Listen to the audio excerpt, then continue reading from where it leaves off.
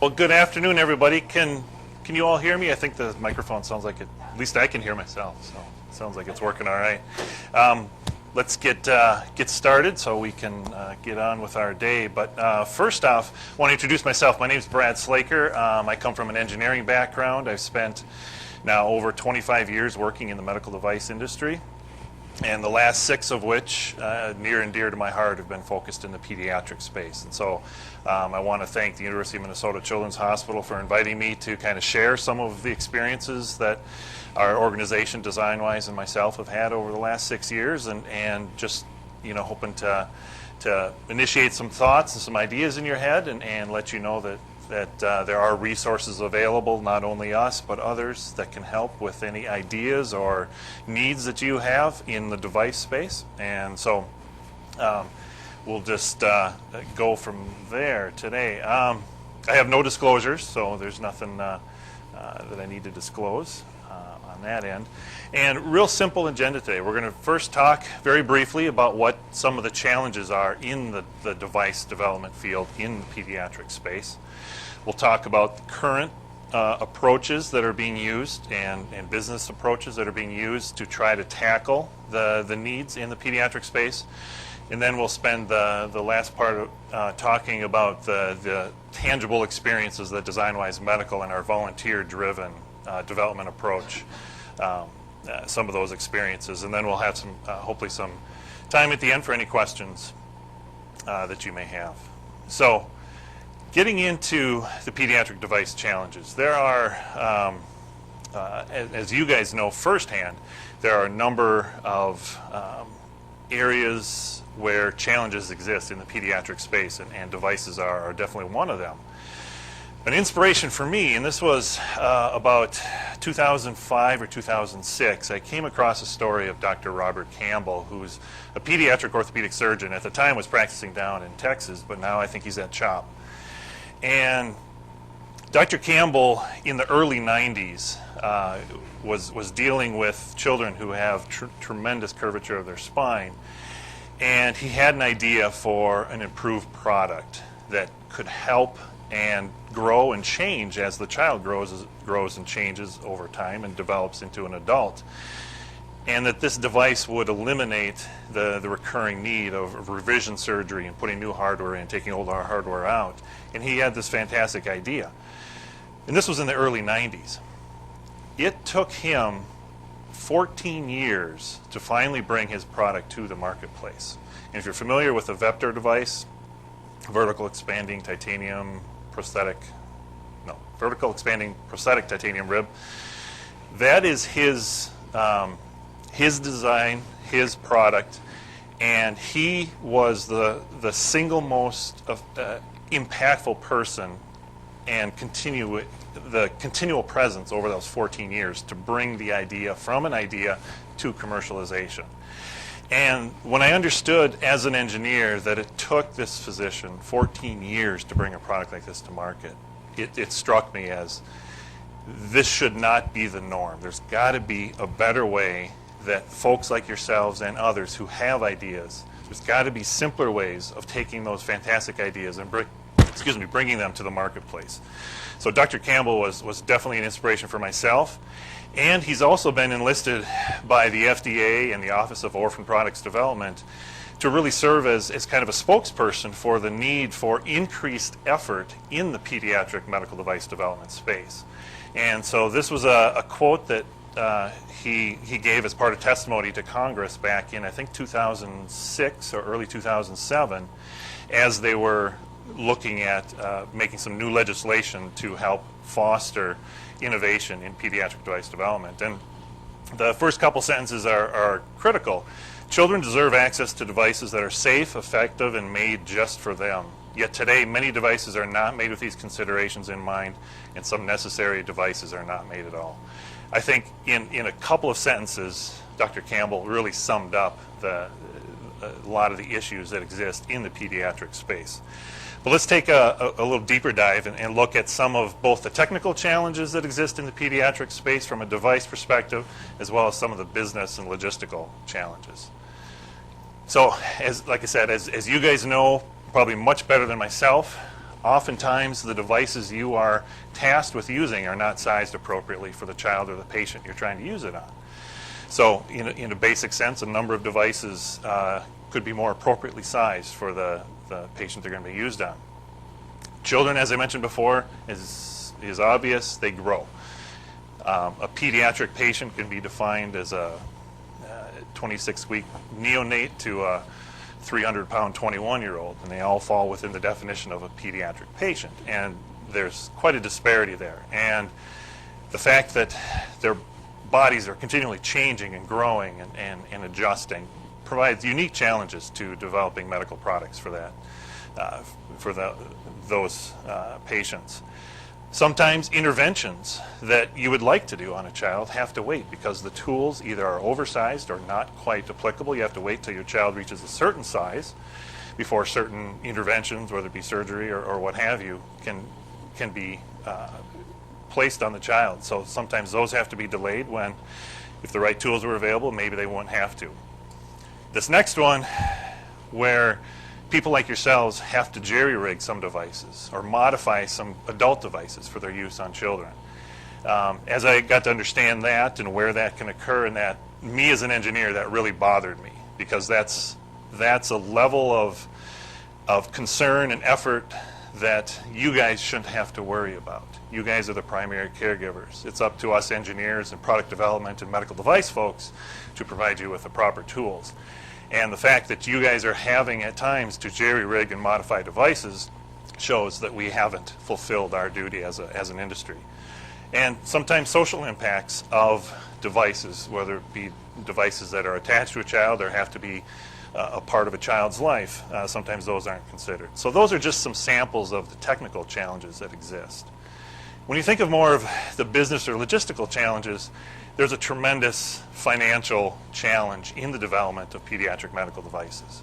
First and foremost is the fact that the market, any one market in the pediatric space in a general sense, is quite a bit smaller than an equivalent market in the adult space. And that fragmented market size reduces the opportunity for a medical device maker to realize any return on their investment to develop that product for that small market size. And so that is a fundamental issue, and it's a primary reason that a lot of medical device companies say that they're not able to participate in the pediatric space. Funding to develop the products with minimal or low return on investment is always continually a challenge. Clinical trials. Clinical trials on children, as you guys know much better than myself, can be extremely challenging, can be very expensive and very time-consuming, especially when you compare it to what an equivalent type of trial would be in the adult space. It's just orders of magnitude more difficult in the pediatric space. The Best Pharmaceuticals for Children's Act that was enacted in the was a progression of acts, but that one, the latest one I think was in 2006 or something. That provides incentives to pharmaceutical companies to provide formulations specifically targeted and indicated for children. And in turn for doing that, the government grants another 6 months of patent exclusivity to those companies. And when you talk about a pharmaceutical company, that could be on the order of billions of dollars, those additional 6 months. So it's something that has really captured their attention. That same approach applied to medical devices doesn't have nearly the interest from devices. Devices are a completely different animal than pharmaceuticals. A device for a child very likely is going to have its own intellectual property. And you're not going to be using the exact adult intellectual property and trying to get another 6-month license on that. And the ability to work around or redesign a product around someone else's patent in the device space is a lot easier to do than in the pharmaceutical space. So unfortunately, using what worked in the pharmaceutical side for children is not going to have anywhere near the same effect on the device side. And then from a regulatory standpoint, the approval pathways are always a big question. And part of that is, do we need clinical studies? What type of clinical studies do we need to support the efficacy and safety of the product? And if we do need a clinical trial, again, what's that time frame and what's the cost of that? And then we've had a number of medical device companies say that they're just concerned about the liability. Doing anything with children, they just want to be hands off. They're scared of it. They don't want to get involved in there. And that is unfortunate. So the technical challenges and the business challenges all together, the net result is there are gaps in the product portfolio that exist for children. And when I say gaps, it's not discounting the fantastic products that do exist specifically for children, the fantastic devices that exist. There are countless examples. But when you compare the entire product landscape available for children versus for adults, there are more gaps in the portfolio for children. And it's those gaps that gathered my interest about 8 years ago to see if there's something I can do and we collectively can do to help start to attack some of those gaps. So other people, or other organizations that also have been looking at the pediatric space with different effect, there are multiple traditional ways of developing medical devices, and these ways have been focused to some extent, or have taken a look at the pediatric landscape and see what they can do. So the traditional medical device companies are the for-profit entities that are out there that we're all familiar with. But again, generally their bottom line is financial, and they're focused on the largest markets, the easiest markets to enter. So their focus, in a general sense, is really more towards the adult and the larger markets. And I truly believe that to really make serious headway in filling the gaps that exist in the product portfolio space, I think we as a country and an industry really need to look at how can we incentivize the already existing medical device companies to become active in the pediatric space. I'd really love to see the medical device industry take it as their responsibility to not only pursue the financial return on their products, but also take care of those that are less fortunate and have a need for a product that doesn't have that financial return. So that is a long-term hope that we can get the traditional industry to be a part of that. The other entities that have some play in the pediatrics, we have educational institutions. University of Minnesota is a great example. You've got the Medical Device Center. You've got a number of different medical centers and device-related centers and activity that go on within the University of Minnesota. And there's a number of these type of universities throughout the land. And they do some fantastic research and can do some tremendous front-end development. But the difficulty with university-developed products is generally universities don't have the understanding of how to commercialize any of their technologies or any of their intellectual property, how to turn their research into a commercialized product is very difficult for university entities. And oftentimes making that crossover from the research to commercialization, that gap between those two pieces is called the valley of death. And educational institutions have a difficult time crossing that. Now, a relatively new entity is called Pediatric Device Consortia, and I'll get more into details about that. But in a formal sense, that there are 7 pediatric device consortia that exist out there that are currently being funded through the federal government to some level, and that's a fantastic initiative, and it's really helping raise awareness of the need for focused efforts in pediatric space. But to date, these consortia have demonstrated a lot of breadth, touching a lot of different projects, but not touching any one of them very deeply. And I'll show you some statistics about that here coming up. And so there's definitely room for improvement on the consortia side. Nonprofit development organizations, of which DesignWise is one of them, there are, to my understanding, there's only a few of us that exist using the nonprofit business model to focus in pediatric device world. There's only 3 official nonprofit entities that are not educational institutions working in this space. And because of that, we're all trying different approaches to making headway in this area. And so we still need to keep pounding away and seeing what works and what doesn't work. But So we're definitely in need of new and innovative business models and approaches, but we also would not be hurt to have additional nonprofit organizations join this effort. And then finally at the bottom, you have the determined inventor, of which Dr. Campbell is a prime example of that, and many others are prime example. But again, it shouldn't take someone who has a fantastic idea 14 years to realize it. I give Dr. Campbell and others who have done a similar path a tremendous amount of credit that they've been able to stick with it as long as they have. So as the awareness in the early 2000s was focused it was originally focused in the pharmaceuticals for children, and then it shifted, well, what can we do on the device side for children? And so one of the net results of that was in 2007, the federal government approved this act, the Pediatric Medical Device Safety and Improvement Act, and there were a number of provisions within that.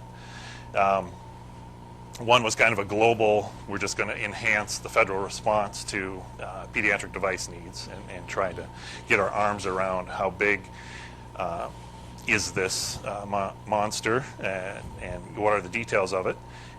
To really give more attention to tracking pediatric device approval so they really understand what products are entering the field and satisfying pediatric gaps and needs. And then they looked at how to incentivize some development efforts in this area. And they did a slight change to the humanitarian device exemption, which had already been around, but there was a provision in that where you were not, as a manufacturer, allowed to reap any sort of profit from a humanitarian device that was brought to the marketplace. You could only recoup the costs that it took you to develop and produce the product. And so as a way to hopefully incentivize this regulatory route, that with the intent that it would bring more pediatric products to the marketplace, they took away that no profit provision within the HDE. And so now a humanitarian device exemption for a pediatric indication is allowed to have profit attached to that, which is a good thing. But from a statistics standpoint, in the last decade, there have only been 25 products total who have gone the HDE route for approval through the federal government. And that's compared to thousands who have gone through the 510Ks and PMA type approval process. And of those 25 in the last decade, only 6 have been targeted towards pediatrics.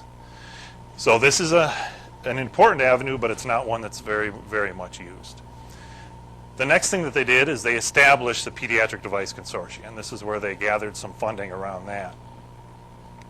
They also looked at ways of permitting extrapolation of adult data for a product into the pediatric space through post-market surveillance, and used that as an additional way of justifying a pediatric indication for a product.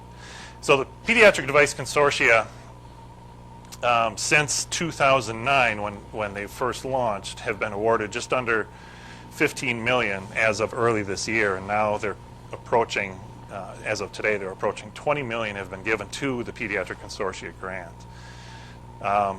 And the intent is that these consortia that are set up throughout the country. Yeah, question?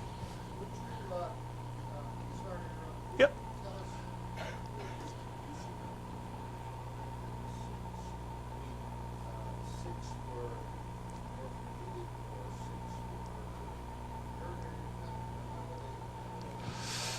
Boy, I wish I had that in my memory banks as to how they were divided. I know one of the 6 was the Berlin Heart, and I can't recall what the other 5 pediatric devices were, but I don't recall as looking through those that they were all centered in one specific area. But a number of the non-pediatric ones I know were cardiovascular related in the adult space. Yep. So the Pediatric Consortia, their hope was that they would be a resource for the individual inventors and those people with ideas like yourselves or needs that they can come to, get the resources, get the guidance, potentially get some funding to help pursue your ideas, with the objective that if a Dr. Campbell came to them, that they would be able to collectively reduce that 14-year cycle down to something much more manageable.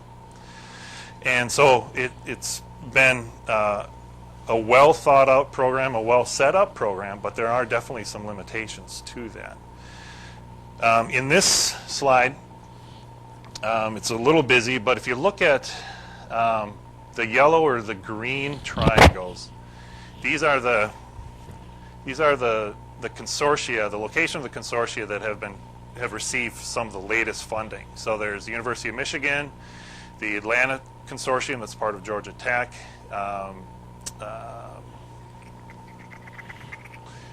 the National Capital, so in DC, National Children's, and then we have the New England Pediatric Device Consortium, which is part of the Boston area. And there's actually a lower funded group out of Boston too, out of Boston Children's. So there's two competing ones, both located in the New England, Boston area. There's also CHOP has been a recipient of the consortium grant, and then Children's of LA. These two red ones out here on the West Coast, they were recipients in prior revisions, so it was authorized in 2009, 2011, and 2013. So this is showing the most recent 2013 efforts. Now these blue triangles indicate at least 3 regional submissions to be part of this federal granting program, and all three of these submissions were turned down. Hopefully you're familiar with the University of Minnesota and the PDIC, Dr. Fisher's initiative, who I don't know how they did not get part of this. This other one was an initiative that Mayo Clinic did in conjunction with Akron, Ohio, or the University of Akron.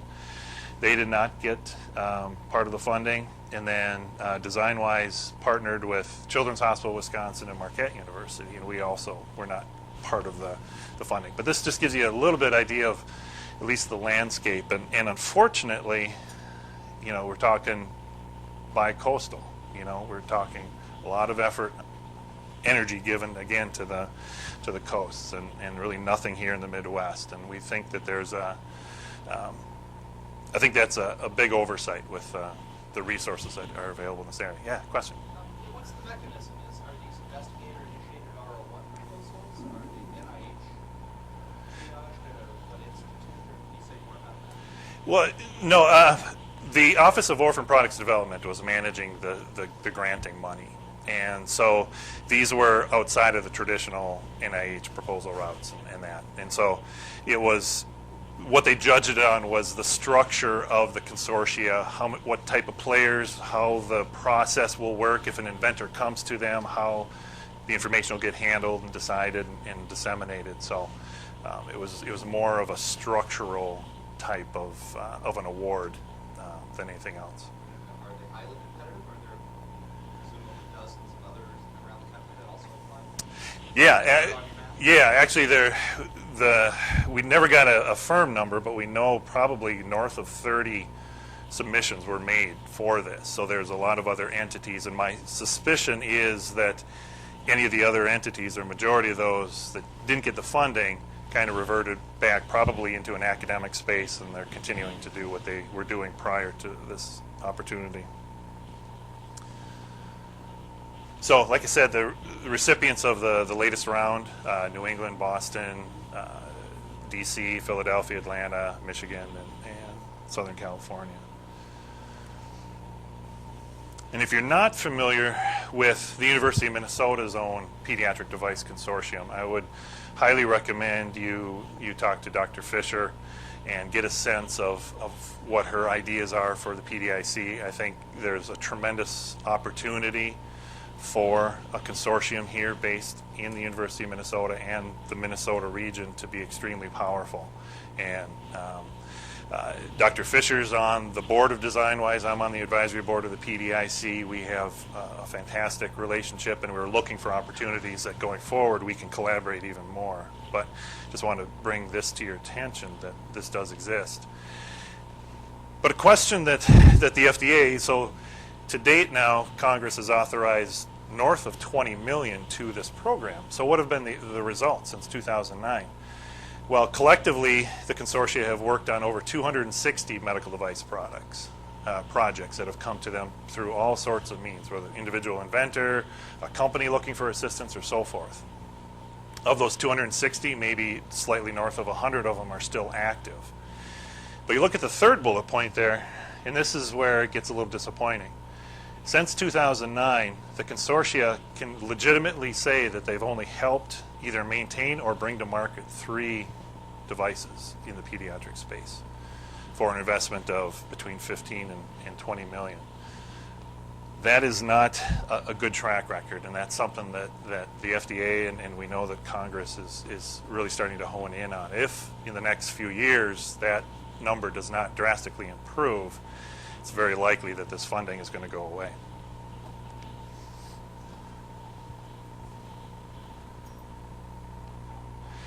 So this also, with the 260 touch points with different projects, that speaks to the breadth. They're able to touch a lot of potential projects, a lot of things that could have tremendous impact in the pediatric space.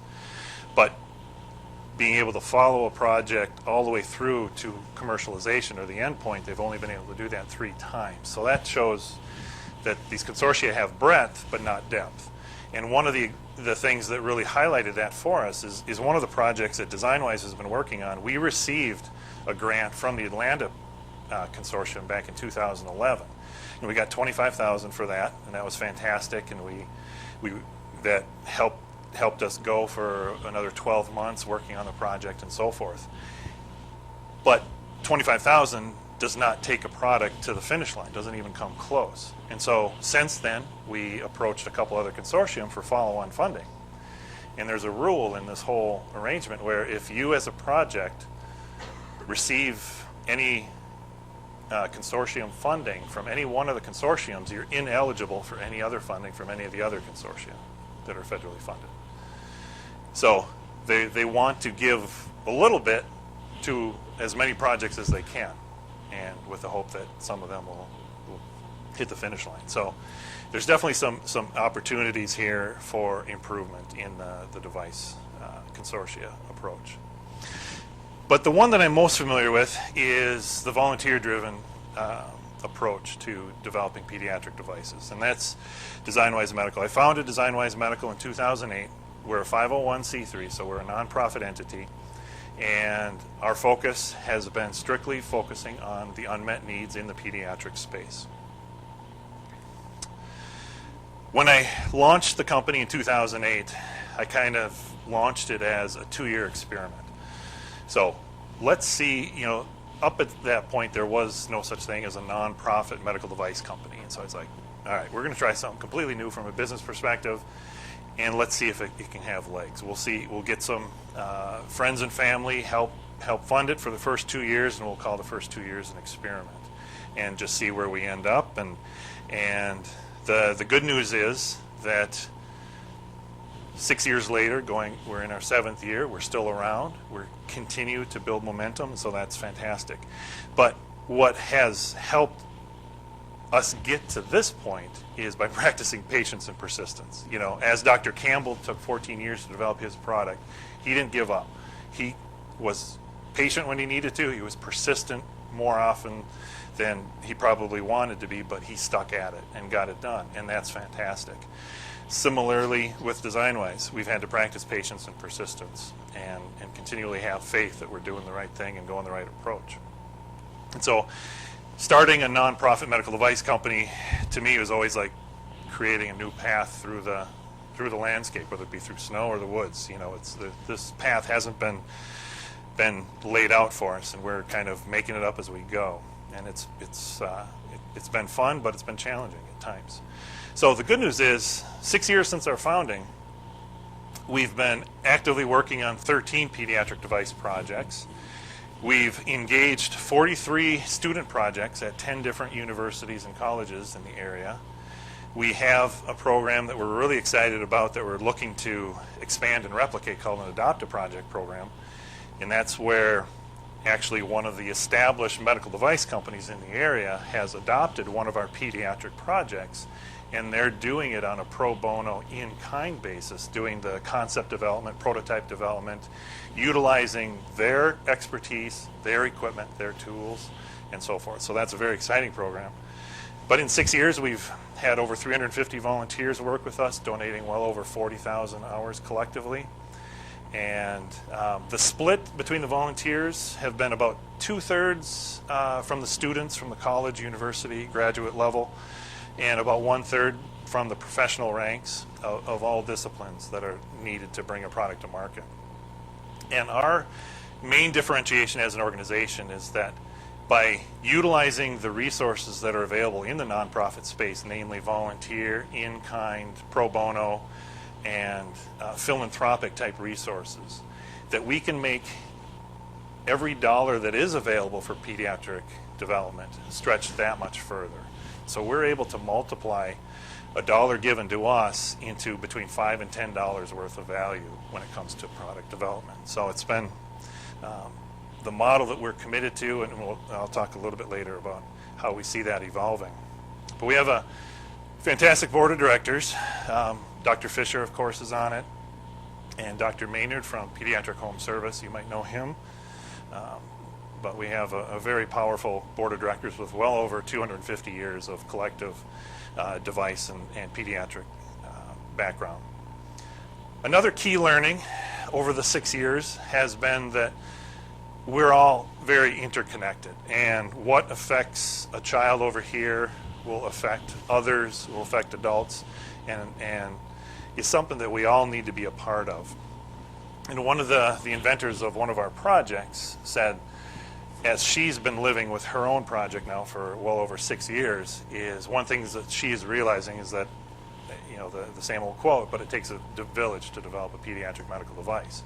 And that is very true. And that interconnectedness is really shown by DesignWise. The work that we've done has not been the work that I've done or any one individual has done. It's been a collective enterprise by the 350 volunteers, as well as the different organizations, whether they be clinical organizations, clinical hospitals, universities, colleges, or medical device companies and support companies being a part of it. So the pediatric arena touches a lot of people, touches a lot of places, and we're all in this together.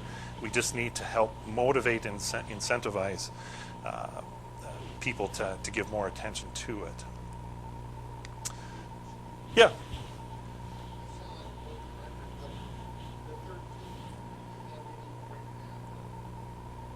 Yep, I'll go, yep, actually I'm going right into explaining a little bit about each of those 13, just giving an idea of what the projects are.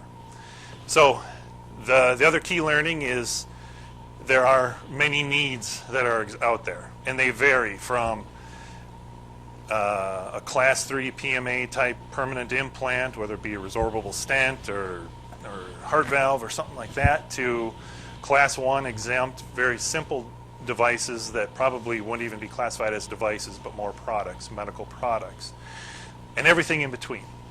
There are a tremendous number of needs, and we've really only as an organization done one proactive project to actually discover needs that exist in this arena. Everything else has been brought to us by inventors, by hospitals, by clinicians, and so forth, or even parents in a lot of cases have come to us with their own ideas.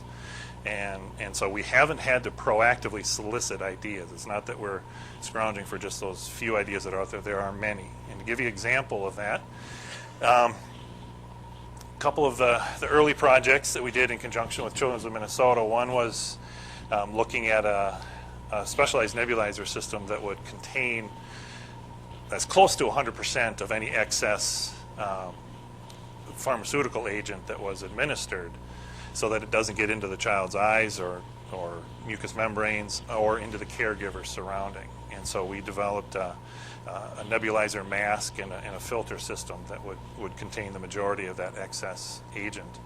We also translated some content that was in a hard form, or a hard copy printed form at Children's Children's of Minnesota and translated that into a digital, completely digital iPhone app that's really a toolkit for children facing illness and disease and having certain symptoms in that they can learn some tools to help manage themselves, such as nausea or sleeplessness and so forth. We've been developing some Class 1 medical devices. So these are simpler devices. They don't have a long regulatory pathway, but they come with an established need that came to us from the pediatric space. One of them was actually from a University of Minnesota nursing PhD student, and this was a method or a device to help manage the excess slack that exists in IV lines to keep them off of the floor and keep them from being tangled and getting snagged on other equipment or the wheels of the IV pole and so forth. And so this product, we're completed with the design. We've gone through a month-long clinical evaluation within the hospital setting, and so right now we're looking for manufacturers of that product and going to be bringing that to market here in early 2015. We're with the School of Nursing in Marquette. We're looking at an improvement to the WeSight vein transilluminator. So we're looking at the low-cost transilluminator, and we want to increase the power capabilities of it and increase the reliability and decrease the price, and we think we have a fun, unique way of doing that. We're working with Sanford Children's on a new brace for hip dysplasia children, so children from birth to about 3 to 4 months old who have mild cases of hip dysplasia. We're working on a novel brace that can be used for these children that will be more conducive to more of a normal life in early childhood. And we're working on a therapy cart for actually a local patient and his family here. And this child now, he's a 17-year-old young adult, but he has the physical capabilities of a toddler. And so his father constructed a cart that was Flintstone style, so the bottom was open, and that's how he would propel himself, is with his feet on the ground. There is nothing for someone who's more of an adult size commercially available that has those features. You can go to Toys R Us and get the little scooter cart for a toddler, but nothing available for a young man or a young woman. And so we're working with them, and we just finished a mechanical engineering senior design project, going through the next prototype of that product. And then we also have some Class 2 medical devices that we're working on. One is a non-contacting method of delivering supplemental oxygen to children while they're sleeping. And this was in response to a parent who was having difficulty getting her child to comply with a nasal cannula and kept ripping it out, ripping it out, ripping it out. And so she came up with the original concept, cobbled something together, tested it on her son, did her own overnight SAT studies in their house, and lo and behold, it worked. And so we've been working with her on bringing her idea into a product format. In the lower left-hand side, this is a smart feeding tube, and it's called a Sure tube. And what this tube has is the tip of the feeding tube has its own beacon that will transmit its location to the outside world when it's placed. And this is in response to not always having X-ray available, or not always wanting to use X-ray to confirm the placement of a feeding tube, and not being able to fully rely on the other methods to check placement of feeding tubes. So this came to us from a pediatric nurse, Katie, who was quoted earlier, and she personally, about 12 years ago, had a personal experience of misplacing a tube, but going through all the checks and balances, and it was assured that it was in the stomach where it was supposed to be, and it wasn't. And so she induced acute pneumonia in this patient, and it stuck with her ever since. And she said, we got to figure out a better way of doing it. And so she's a fantastic innovator and champion for that product. And then this one on the right is the product that is actually has been adopted by Boston Scientific. And they have one of their advanced engineering departments that has like 65 engineers about 10 to 12 of those engineers have volunteered to work on this product in off times and extra hours. But they're doing the concept development and prototype development and all that within the walls of Boston Scientific, which gives us as a pediatric entity access to that specialized equipment and technology and knowledge that is resident there. And so it's a fantastic model that we're hoping to emulate at other medical device companies as a way to start to get those wheels moving and get them more involved in the pediatric space. And then some other things that we've looked at along the way is a closed loop oxygen control system for the NICU, some tools to help increase compliance for diabetes management, some character development for child life specialists, and then a real simple but simplified urine collection system. And this came to us from a parent who has a disabled daughter who has a difficult time obtaining specimens. And so his idea is uniquely simple and hopefully something that we can move forward on. So 13 medical device products. Hopefully that gave you an idea of kind of the breadth of what we've been working on. We as an organization have filed 5 patents. We have 1 of them granted to date. The others are still pending. We've had 3 products clinically evaluated, not within a formal clinical trial, but clinically evaluated. 1 product is launched, and we have 3 products slated to launch in 2015. So we're very excited about that. And these next 2 slides are just an indication of the 1 project that we did. We did it in conjunction with the PICU department in Gillette Children's, and it was a needs finding project. We brought a whole class of product designers from the University of Wisconsin Stout into Gillette Children's and had them shadow the PICU department for over a week and interview clinicians and observe procedures and so forth. And from that then they came up with a whole laundry list of potential needs or improvements that could be made in that area, both overt suggestions from clinicians, but then also observations by the students. And so that was a very fun project for us. Okay, a couple more key learnings. People want to have a way to meaningfully contribute to pediatric device development. There are, I don't know what the numbers are, but there's probably at least 10 to 15,000 people in the Twin Cities working in the medical device space. And you talk to the majority of them, rarely will you find someone who's had any experience working on a pediatric specific product. And as you talk to people and talk to even organizations, they want to help. They would love to find a way to help, and anything we can do to help facilitate that would be fantastic. And from DesignWise structure, even though the way we've engaged our volunteers has been somewhat hierarchical, we've been able to manage 350 volunteers, but that's just the tip of the iceberg. There are so many more people that would love to be involved with us and contribute to what we're doing. And I'll talk about kind of some adjustments that we're going to make to hopefully tap into some of that extra effort. We've learned that we can do good, but do it better. And there's a few things here. One is to continue to emphasize what's a design thinking philosophy.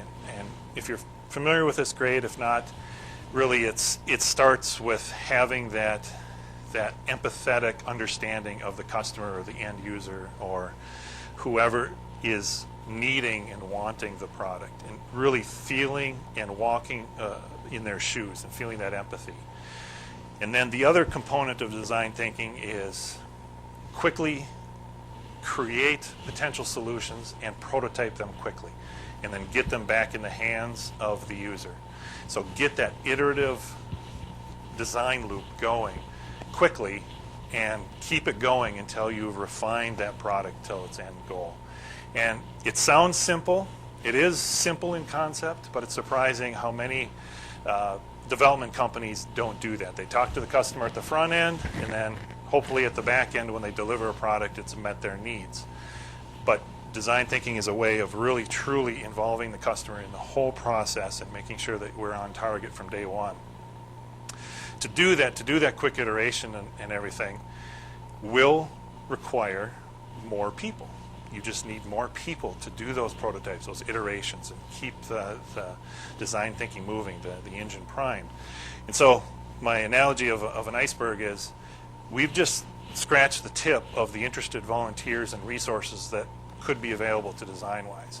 And we're looking, as we expand into 2015, of looking at a slightly different business approach for us as an organization to allow us to tap into this energy pool that is out there. And so we're going to do that through less of a hierarchical structure and more of a community-based structure. And I don't know if any of you have heard of crowdsourcing or open innovation or co-creation.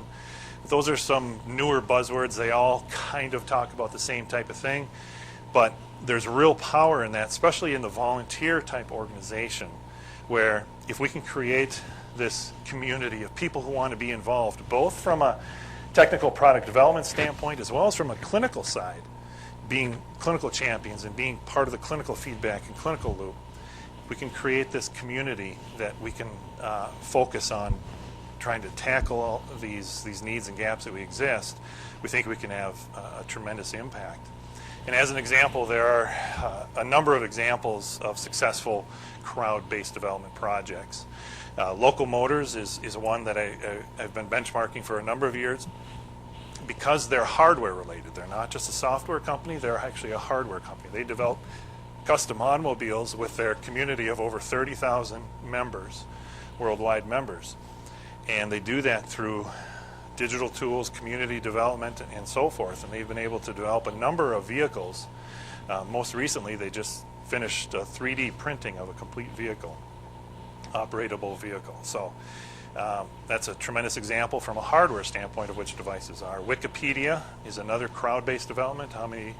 We all find ourselves floating into Wikipedia more often than now, and they've latest numbers, they've had over 73,000 contributors to the development of that web space. Linux software is something that continually updates their versions, but that's all open sourced, crowd developed.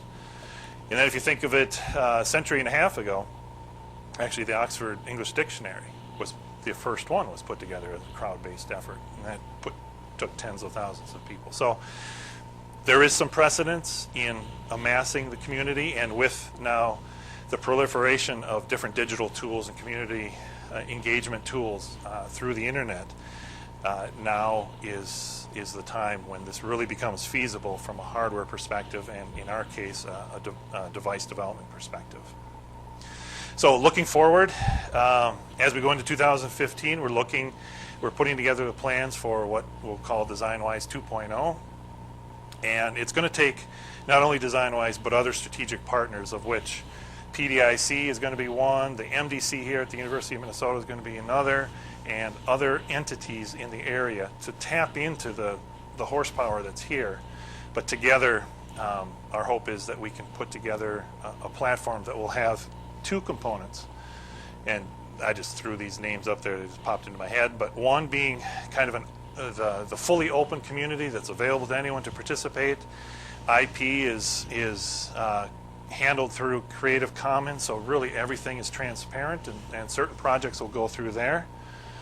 And then another side of that will be where there is some intellectual property that wants to be protected and be a little more confidential, but having a nice synergy between these two platforms for product development will allow us to have not only breadth of scope, but also be able to get into depth in the product development and hopefully bring more products to the marketplace than have been in the last number of years.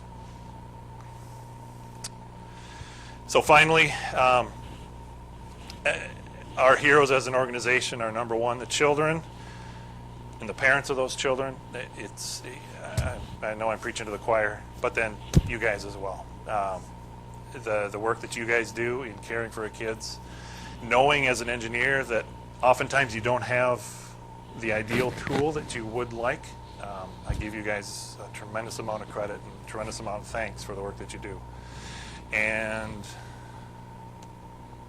that is all that I have. So we have any questions? Yeah.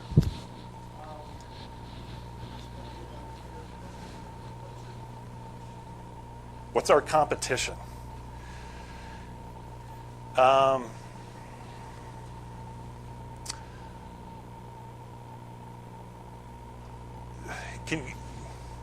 you can slice it a few different ways. Look, that's the call music, the Chevrolet,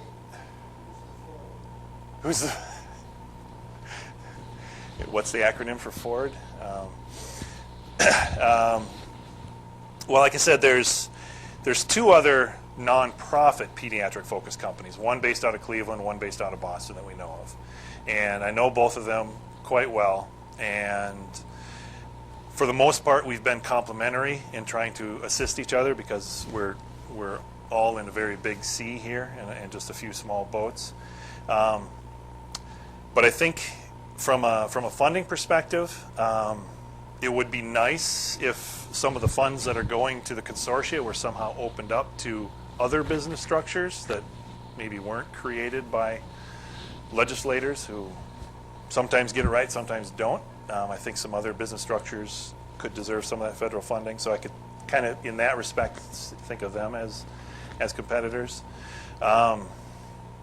You know, the beauty of the experience in the 6 years has been, it's been more often than not very collegial and very supportive of anybody in this industry because there hasn't been a tremendous amount of effort, not anywhere near what we hope it will be, that there's a lot of room for people to play and adjust. Now, one thing that we're trying to do as the consortia and anybody who's in this space is trying to gather together the needs that they're working on into one larger space so we can, you know, make sure that we're not duplicating efforts when there's so many needs out there, so we don't have to have 2 or 3 places working on fulfilling the same need and the same approach. So we're trying to bring together that comprehensive gap and assessment or needs assessment in the pediatric space, and I think that'll go a long way towards helping divide up what people are working on so that there's not that competitive angle. I don't know if I answered your question, but that's as best as I have. You bet. What other questions?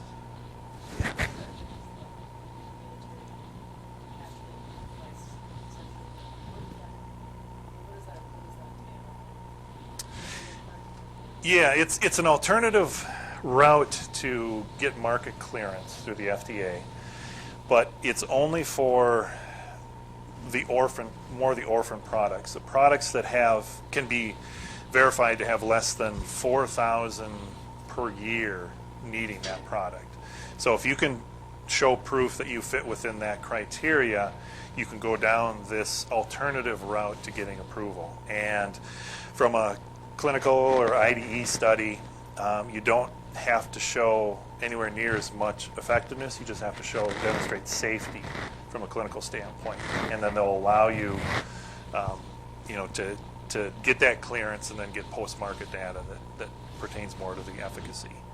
So I've heard some people say that it's kind of different work and about the same amount as going more of a traditional route or not. So it's not been very widely used, unfortunately, by either adult or pediatric space. Yeah. Would there be any rubric for diagnostic studies that meet unmet needs, nanotechnology, care testing, bioengineering devices aren't just necessarily interventions that do something to somebody, but devices can also be used for better care testing. Any thoughts on that? Well, a thought I have is a question.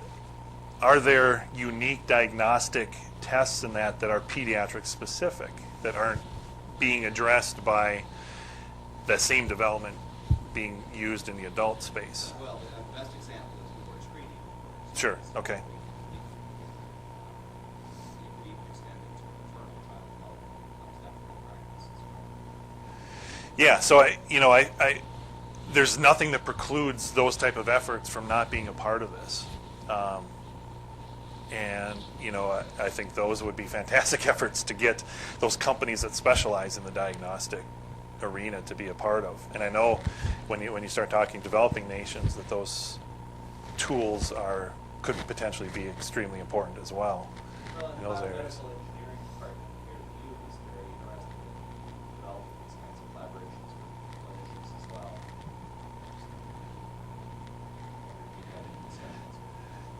Not around that, but I would suggest, actually, I think that would be a perfect vehicle to present to the PDIC, to the Pediatric Consortium here within the University of Minnesota, and talk to Dr. Fisher. I think that would be a fantastic topic to be discussed within that arena. Anything else? Fantastic. Well, thank you all for your time, and take some food on the way out. Here's some literature on DesignWise if you're interested, or my business card or anything like that. But thank you for your time.